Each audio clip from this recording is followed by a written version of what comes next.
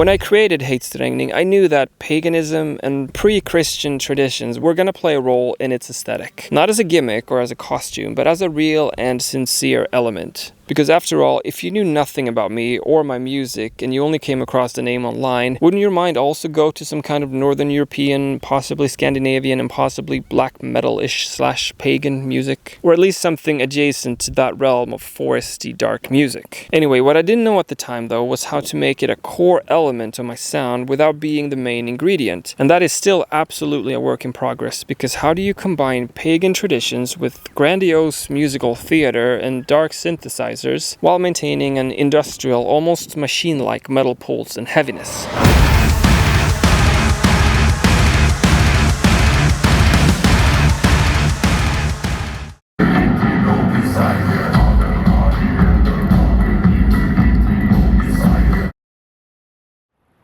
Normally, and I guess according to neo-traditional convention, pagan music can only be that. Pagan and pagan alone in its presentation, I mean. It's alive and well, no doubt, but doesn't typically mix too much with other genres. At least not the kind of resurgent Northern European pagan movement popularized by TV shows such as Vikings and The Last Kingdom. So, naturally, since I'm only flirting with a pagan aesthetic as one element of my sound, and not making it the main spiritual, philosophical, and oral focal point, I probably upset some people. But that conversation, while interesting, is a topic for another day. Today I actually want to go deeper into what paganism means to me and why it's so important for me to make it a part of my musical emergence. I just finished editing this video that you're currently watching, and upon doing so I realized that as you get further into the video and keep watching, you may start wondering, what is even the point of this video? It has almost nothing to do with music.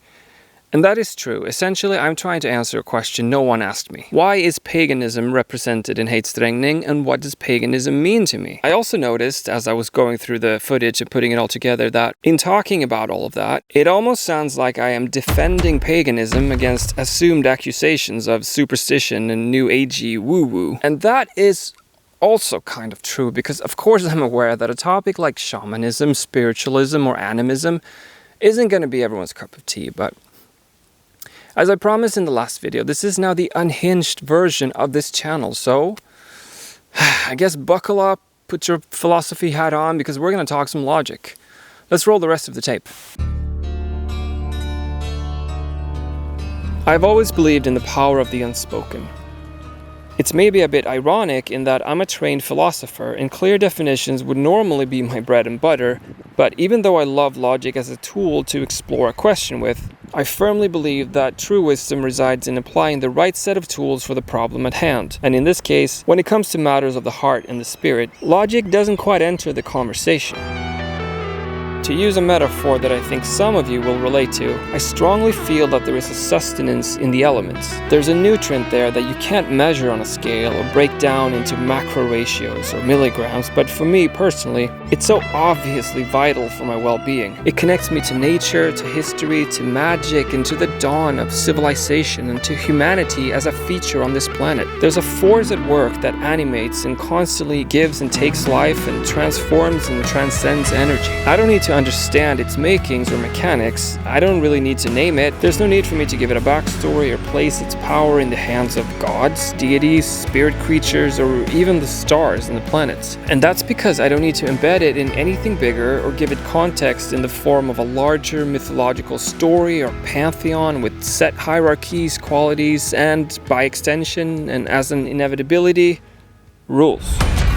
And that's because A, I don't need that to feel it or feel connected to it. And also, and maybe more importantly, B, because I have no credible method of knowing what in this supposed pantheon is true or real at all. And that's precisely because in answering that, we would be entering the realm of logic, the realm of making claims. And claims typically come with the annoying feature of either being true or false. And for them to be true, or at least appear more true than false, you need to present arguments for why that is. And I just don't understand how anyone can do that. Nor do I understand why such claims are needed in the first place. For me, it's enough to feel connected to that spirit and to an animistic worldview without a need to define or convince anyone else of some kind of rule book or grand story or or the exact nature of what it means for land, rocks, or water to have a spirit even. I couldn't explain that or even know what it means fully, and I don't even know if it's true in the slightest. But by extension, and if we follow that argument further, I also don't know if anyone watching this video is actually having a conscious experience. I assume they are. I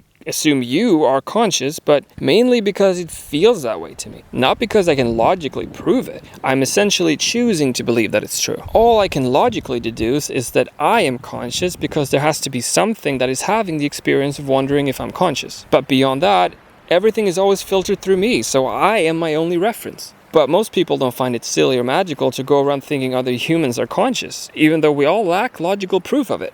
Anyway, what I'm saying is that I've always felt a strong connection to a pagan worldview, to an animistic or shamanistic take on the world and on reality itself. There's a lot of magic and mystery out there that we can't explain. Some of that magic is even factored into our rigid scientific methodology, such as placebo. You know, that little magical thing that can mess up the study of drugs and medicine because it turns out the mind can actually heal people. And to rule that out, we have to make sure we don't accidentally measure the result of the magical power of the mind instead of the drug. I actually believe that a lot of shamanistic practice, with the rituals, the preparations, the smells, the clothes, the songs, and everything, all evolved to harness the power of placebo. It wasn't conceptualized and thought of as such, of course, but rather every human has some capacity to heal, and these were all tools and techniques to trigger that within. I look at these pagan practices and memories as complementary to our modern world, by the way. Not as superior, but also not as incompatible with the modern worldview or scientific method. Again, different tools for different problems. But what I am saying is that these pagan ideas, or primordial impulses if you will, are important to me, and I want that perspective to play a part in my music,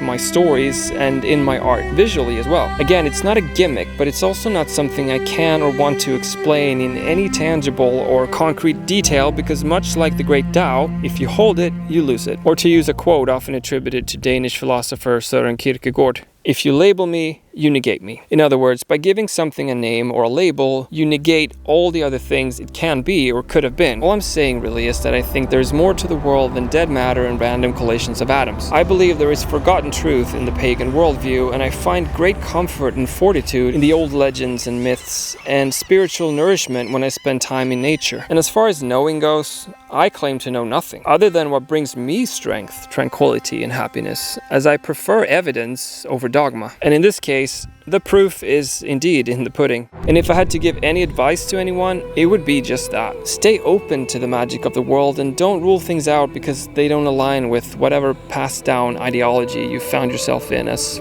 a starting default position in life. That kind of pre-ordered identity pack of beliefs, thoughts, practices, and whatever else people seem to believe constitutes being a respectable person in 2026 may not feel true to you. Because you are free, my friend, and the world is a mysterious place. Without saying too much, that is indeed my truth, and I wouldn't be true to myself if I didn't sprinkle that into my art. My urban, pagan, synth metal, piano-driven, musical, theater, rock grunge, with a lo-fi, neo-noir, shamanic horror, dreamscape aesthetic. Just to use enough labels to negate the idea of deciphering anything comprehensibly meaningful out of a limited set of buzzwordy, jargony cliches. Anyway, maybe some of this resonated, maybe it alienated half of you half the video ago. In either case, I hope you're having a great, fantastic day. Take care and thank you for watching. Bye bye.